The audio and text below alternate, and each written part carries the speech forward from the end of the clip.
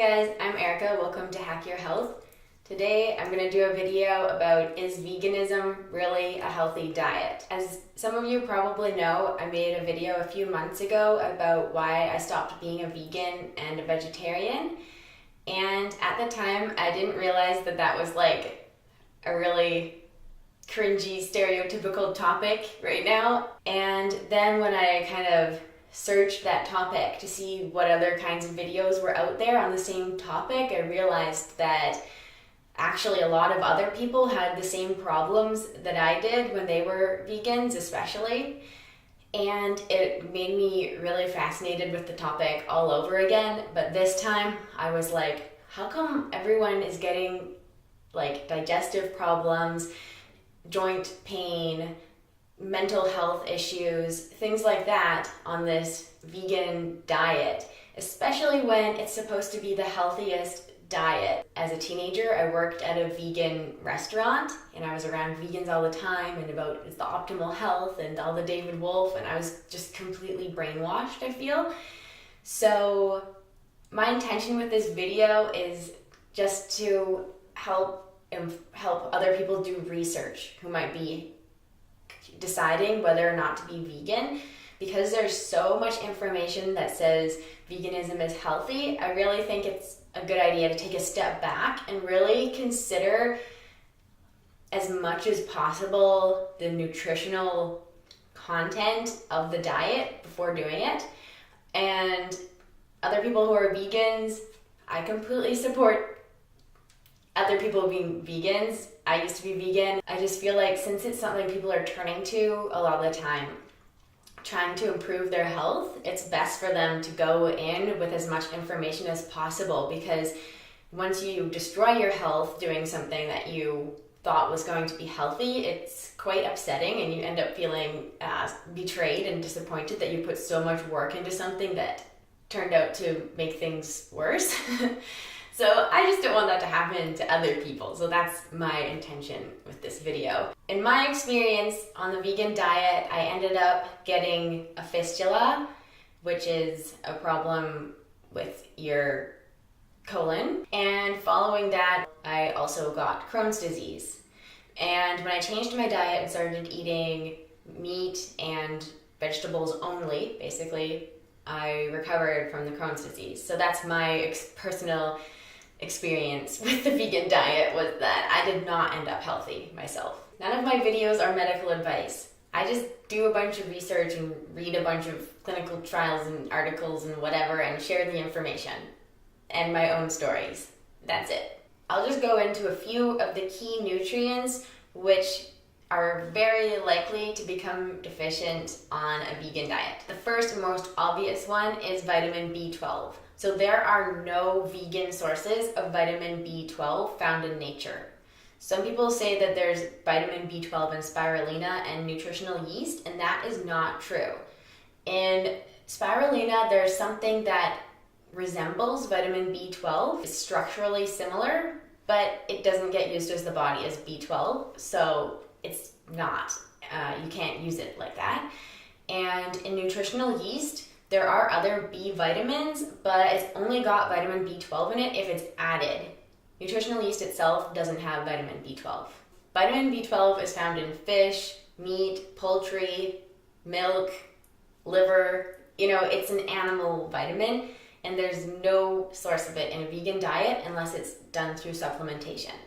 So that means that people who don't have access to food that's been either fortified with B12 or who are injecting or otherwise supplementing B12 should never do a vegan diet, because they will be completely deficient. So symptoms of a deficiency, I have notes, are weakness, fatigue, pale skin, digestive problems, nerve problems, and more. So it also helps transport oxygen to cells. Vitamin B12 is absolutely necessary. And the most common supplemented form of vitamin B12 is called cyanobalamin.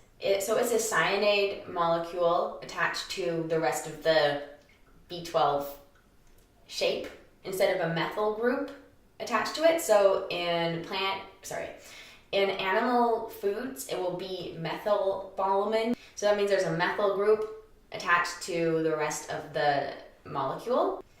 So your body needs to convert it from the cyanobalamin into the methyl group, or there's another one that it could also be converted into in order to be used by the body. So the cyanobalamin one is not found in nature. It can only be used by the body once it's converted. And there are certain people who genetically they can't make that conversion, so they would need to get the animal form, and you can supplement that as well. However, it's not as common. So if you're relying on things like fortified soy milk or something like that that says it has vitamin B12, if you're a person that can't make that conversion, you won't be getting any B12. In my personal opinion, a diet where you don't get any of a certain nutrient that your body needs to survive is very unlikely to be a well-balanced diet. And even though vegans don't want to believe that there's anything wrong with that and they think it's okay to get a supplementation, I would say that that's doing something very dangerous with your health. Okay, so let's go on to vitamin D. So vitamin D is another nutrient which the form that our body really uses is not found in any plants. So vitamin D helps absorb calcium from the intestines. It plays a role in improving mood. It's used by your endocrine and immune systems. It's used in cell division. So it's important to have vitamin D in the bloodstream basically at all times for your body to really work properly. Vitamin D deficiency is associated with rickets in children. It's also associated with MS and other autoimmune diseases, a deficiency. And of course, osteoporosis. A lot of people just say, well, you can get vitamin D from the sun, and that's true.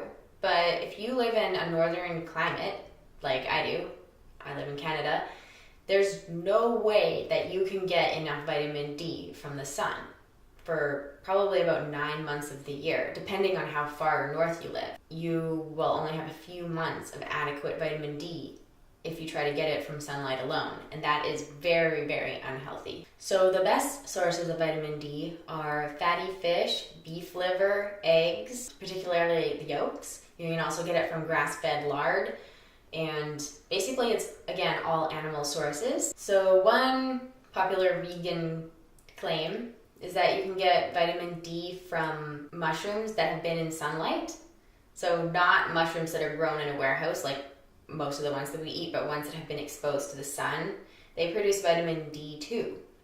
So the animal form is vitamin D3, and the, let's say, vegetable form, even though mushrooms aren't a vegetable, is vitamin D2. So when they've done studies comparing vitamin D3 and vitamin D2, both of them are used by the body, and temporarily they both elevate vitamin D levels. However, vitamin D2 isn't really stored. Like, as soon as they stop taking the really high doses, it just kind of goes back down to the same as the control group, which isn't taking vitamin D, whereas the people that took a lot of vitamin D3 sustained a high level in this study, which just goes to show that if you want to have vitamin D circulating through your bloodstream available for use, which is what you want, vitamin D3 is much, much, much better. However, vitamin D3 supplements are made from lanolin, which is sheep's wool. Like, it's the oil on sheep's wool that makes it so they can stay warm better. So vegans can't really use vitamin D3 supplements that come from lanolin, of course. So they're pretty much dependent on vitamin D2. So they supplement, soy milk and things intended for vegans with the D2, which isn't as effective, whereas they supplement milk with vitamin D3 generally, because it's not for vegans. So if you're eating vegan products, chances are you're getting vitamin D2 supplemented, and it's not going to elevate your vitamin D levels the way that vitamin D3 would.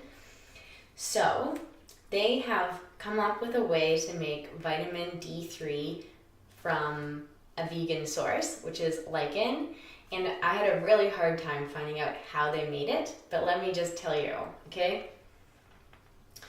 The lichen is collected in buckets and washed at the source, and then put in a multi-step process of extraction, purification, and concentration in the UK before it is added to a vegetable oil carrier. It is then shipped over to the US in canisters to be made into finished products. So basically, this is a highly processed product, and if your immune system is anything like mine, it would probably react to this. I would say that this, because it's a very processed, refined thing and it's in vegetable oil, would not be an ideal thing for you to eat if you have any kind of autoimmune issues. And that's just my personal opinion based on my experiences. If you're a vegan or considering being vegan, these are your options. So here we have calcium. So calcium is used for bones, muscle contraction, teeth, blood clotting, nerve impulses, regulating heartbeat, and other things, it says in my notes. So basically every cell of your body needs calcium. It's very necessary. So everyone kind of knows that it's in your teeth and your bones, but it's also used for a lot of other things. It's very important. So signs of a deficiency are numbness, tingling fingers, muscle cramps, poor appetite, brittle nails, fainting, and there's quite a long list. In my case, I was a vegetarian for 7 years and a vegan for 1 year, and I became very calcium deficient. And when I went to a naturopath with my Crohn's disease, he said that part of my problem was my calcium deficiency because there's like a sphincter in between your small intestine and your large intestine, and it's like supposed to be hard and it's made of calcium. So when your body gets very calcium deficient, not only does it start to rob your bones and your teeth of calcium, it'll also start to rob other structures in your body, such as that. And he was telling me that since it was not strong enough anymore because it didn't have enough calcium in it, it didn't close properly, and that's part of the reason why I was having such problems, because there's only supposed to be bacteria in your large intestine, where it basically helps break down food. In your small intestine, there's not supposed to be any bacteria. But when that sphincter doesn't close properly, like it's supposed to just open to let food go through and then close again, but if it's not working properly, it just kind of like stays open, the bacteria can get from your large intestine to your small intestine. And so even if you try starving them or put on antibiotics or whatever to try to get rid of that, it'll just happen again until you get enough calcium.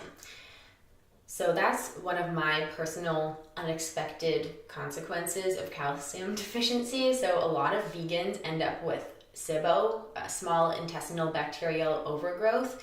And I can't help but suspect that it's because they're eating a lot of carbohydrates, which basically feeds bacteria, along with not enough calcium, which leaves the door open for bacteria to get into their small intestine, because there's not supposed to be any bacteria in small intestine. So that's just a side note of what happens to many people on vegan diets, including me. So one of the reasons why people get so calcium deficient on a vegan diet is because they look at, and I did this, they look at the amount of calcium that's in food and they think that they're going to get that calcium. So things like spinach or soy or almonds, these all have oxalates in them. So if you eat a food that has calcium and it has oxalates, as it breaks down in your gut, the oxalate and the calcium will bind to each other and it'll just be passed out. So, or if it goes into your body, that's one of the reasons why people get kidney stones is by eating a lot of oxalates. Anyhow, the point is that if you try to get calcium from foods that are high in oxalates, they'll bind together and it won't be well absorbed. So even though there's all these vegan sources of calcium and people are showing their numbers and saying this is how much calcium that's in my diet, it really doesn't mean anything if you eat calcium, if you don't absorb it. And unfortunately, unlike animal sources like cheese or other dairy products, or even like bone broth, which I'm not sure how much calcium is in bone broth, but the calcium that's there is available. So your body can just absorb it.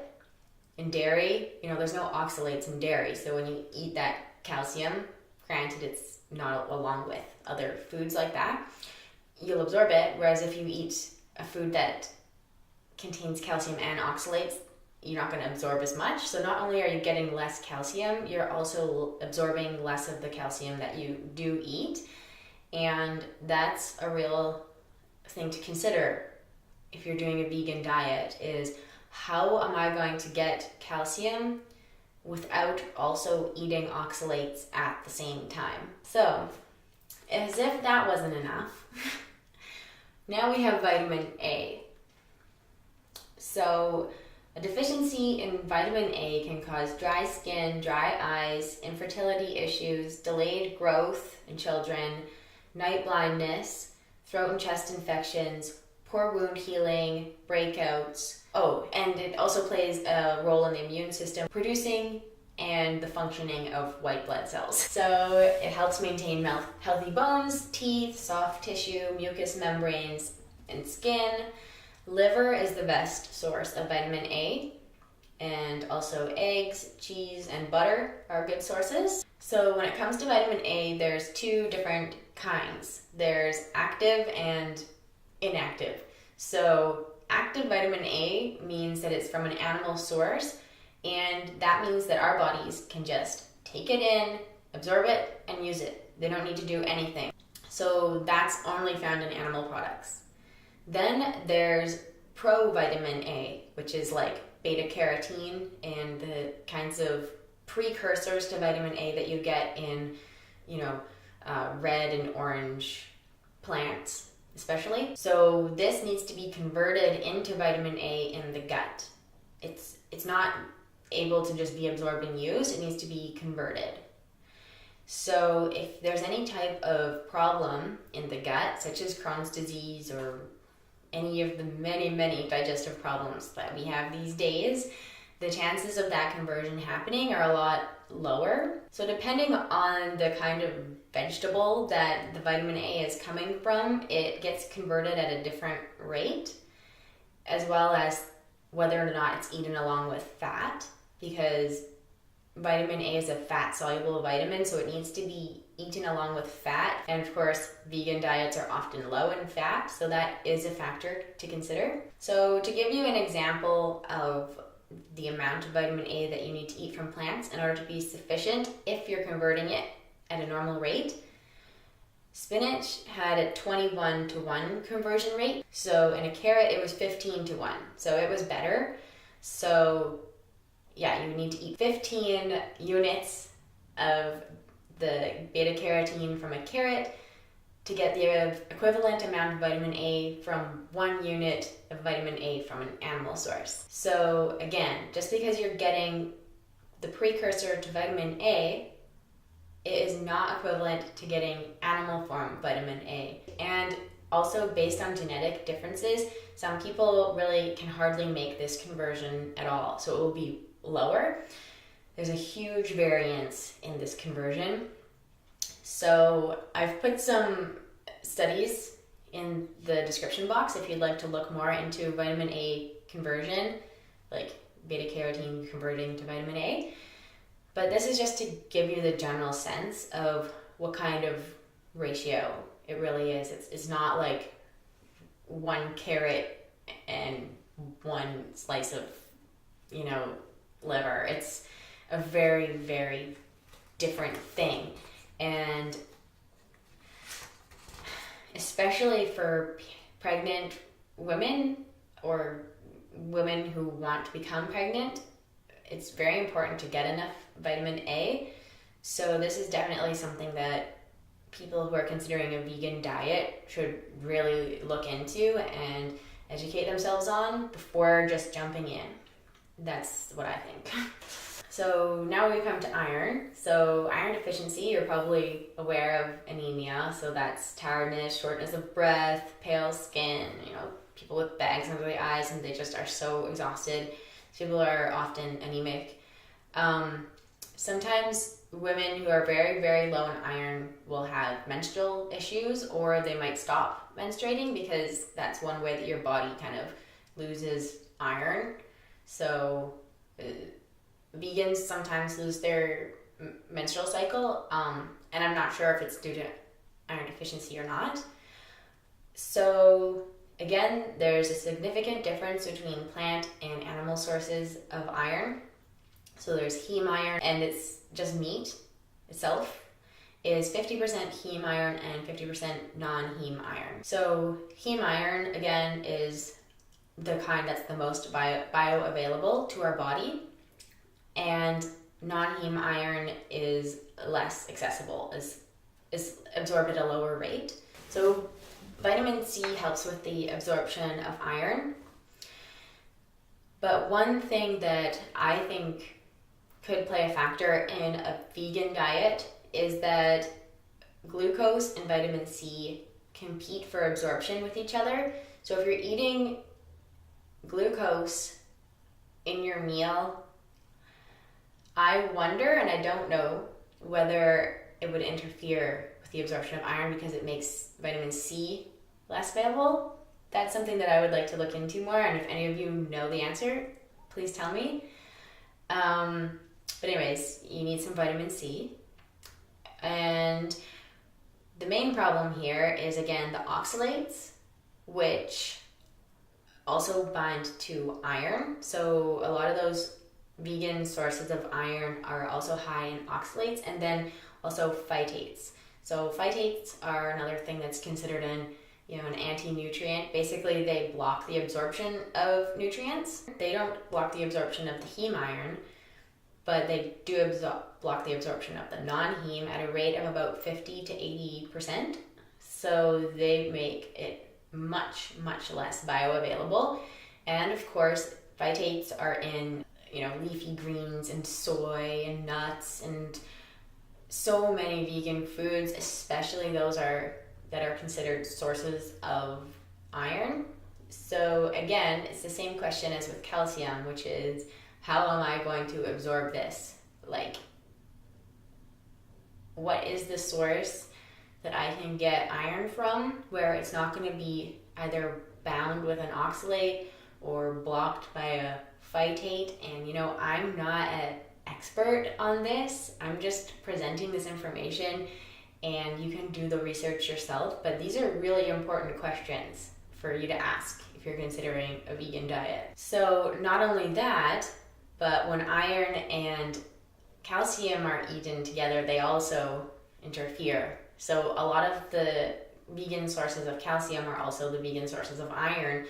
They're also with the oxalates, and they're with each other. So it makes it so that it's very unclear how much is actually being absorbed. So even if you look at the nutrition label and you see, oh, there's X amount of iron, that's a huge difference between what you think you're getting and what you're actually getting, and your chances of being iron deficient go up a lot. So according to the sources that I could find, which I put in the description box, the absorption rate of non-heme iron is about 5 to 12% for most people, whereas if you're eating heme iron, the absorption rate, I'm sorry, I didn't look it up, but it's a lot higher because it's just more bioavailable. Plus, it's possible to eat it without these other things that are going to block its absorption. So it's just a higher quality source of iron. So there's a lot of other nutrients that are severely lacking in a vegan diet. So one of them is iodine. In a small study they found that in the study they had vegans, vegetarians, and omnivores. 80% of the vegans were iodine deficient versus 9% of the omnivores. So sources include shrimp, tuna, eggs, seaweed, and the main source for most people is dairy. There's also omega-3. So omega-3 is necessary for your mental health, and it needs to be eaten in a good ratio with omega-6 to basically calm inflammation or to have an anti-inflammatory response in the body. They're both necessary. So when you eat way too much omega-6, and not enough omega-3, it's not good. So anyways, people are often saying that things like flax seeds and even hemp seeds, and which I do think are really good for you, and canola oil and stuff like that are sources of omega-3. But the conversion rate of omega-3, which again it's a different length molecule in plants than it is in animals. So when you eat omega-3 from animals, it's just bioavailable. Your body uses it. When you get it from plants, it needs to be converted in order for your body to actually use it as omega-3. And it's converted in most people at a rate of 1%. 1%. So you would have to eat 99 times more. Is that how it works than you think? Anyways, you would need to eat an absolute astounding amount of omega-3 from plants in order to get anything comparable to getting it from animals, from fish and free-range meat and eggs and all that stuff. So I would not consider omega-3 from plants to be an adequate source of of omega-3, because the conversion rate is just so low that it's really more of a fuel. Your body burns it as fuel. It burns 99% of the omega-3 from plants as fuel and uses 1% of it as omega-3. And that's really necessary for mental health as well, omega-3. So if you're not getting enough of it, it's a serious problem. So zinc is also inhibited by eating phytates. So it's absorbed 35% less in a vegetarian, not even a vegan diet, than in an omnivorous diet. So this is I could go on and on. There's just so many things that are either blocked or completely absent in a vegan diet. And I'm just trying to say, is this really healthy? Is it really healthy to be missing this many nutrients? So then we come to fiber. So this was definitely a huge problem for me. They always make fiber your friend on commercials and stuff. I feel like fiber is not my friend. I'm pretty sure that eating too much fiber, because I was eating raw vegan, is how I got a fistula, and that basically ruined my life for 7 years. And I just feel way better when I eat less fiber. I think that if you're eating a whole bunch of processed food where all the fiber is removed but it's still carbohydrates, then maybe increasing fiber can be helpful. I don't know. But if you're just eating normal food, I don't think you really need to worry about how much fiber you're getting. If you're eating meat, your body knows what to do with meat. It doesn't need fiber. It's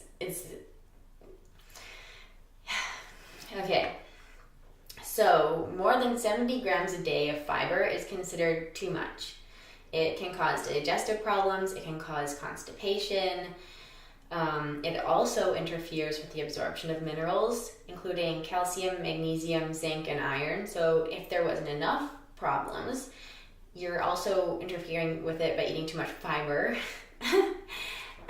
And so basically on a vegan diet, you're forced to eat what I consider to be an insane amount of fiber. Vegans have many bowel movements per day most of the time, just because there's so much fiber going through their digestive system.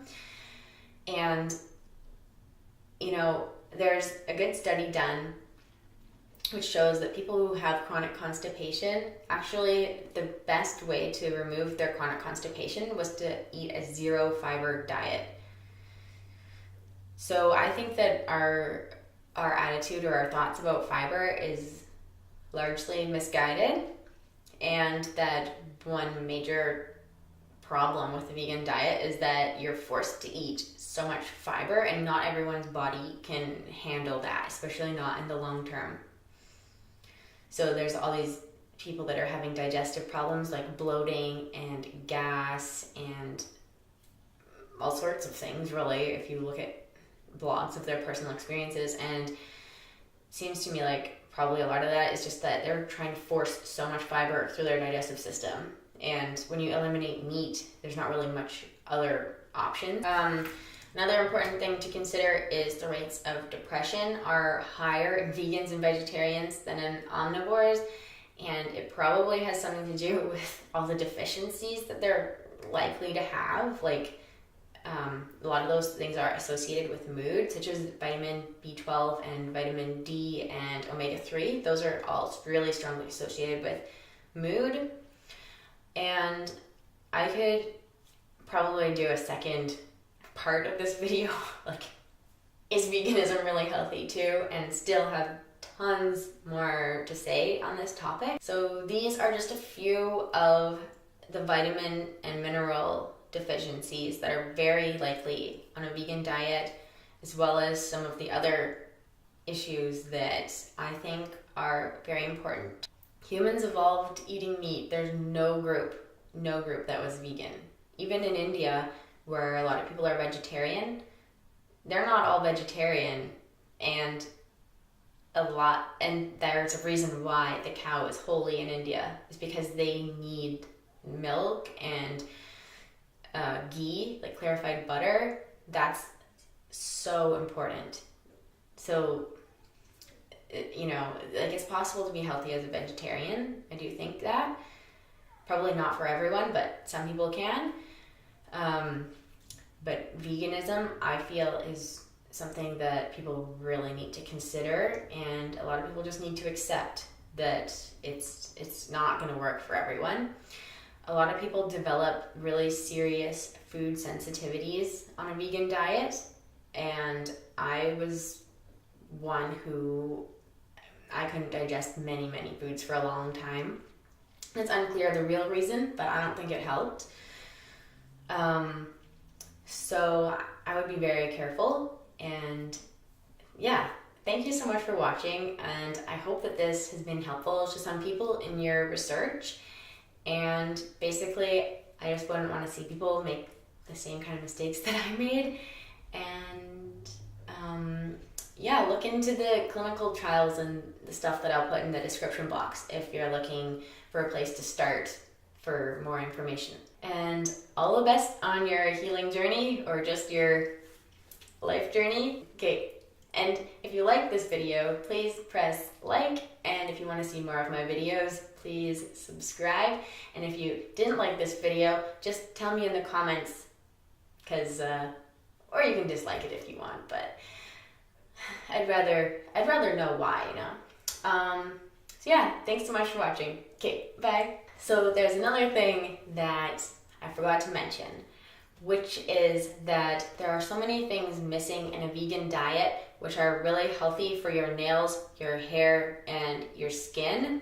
So gelatin, collagen, that kind of stuff. And a lot of the time people on a vegan diet start to look really emaciated, and their skin starts to get really thin, and I've started to be able to actually identify vegans. And it's a bit sad because I know that they're doing it for really good reasons and generally like really kind people. But that would be another thing to consider, is the effect on the ability of your cells to reproduce and in a healthy way and create new structures like your hair, your skin, your nails, things that regrow all the time. Just to let you know, there's more, and this is just for people that are considering it. Some places to start. Really ask yourself. Don't get stuck in idealism. Really ask yourself, where can I get these nutrients? Where am I going to get vitamin D? Where am I going to get calcium? Unless you can actually answer those questions and for sure be able to convert them and store them and use them and absorb them in the first place, then you should not be doing a vegan diet. That's my opinion. If you can find a satisfactory answer to those that isn't just from like vegannews.com and makes no sense, well, anyways, you need to start by finding an answer to those questions. Cool. Thanks for watching. Bye.